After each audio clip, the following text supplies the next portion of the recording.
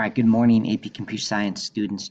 Just a quick update on our transition to distance learning. You can see what we're doing today, just a regular day of class.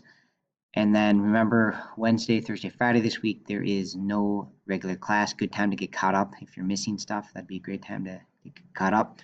But I just wanted to put a couple more things that I learned yesterday for the first time that I wanted to make sure the information got out to you about our transition to distance learning.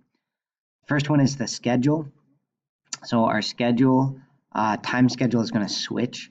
So yesterday I thought it would be our regular schedule, but now they changed the times. So if you click in our attending class live online, which will start on Monday the 16th, and we'll have class online Monday, Thursday, and the times change. So basically I updated this with the information that they sent us yesterday. So here's our time frame. So we will be on from 9 to 9:45, and probably not on the whole time necessarily, but we'll have a lesson, 15 to 30 minutes, and then afterwards I'll stay on if you have questions, and I'll also probably usually give you something to work on that day. All right, and yeah, so just updated time.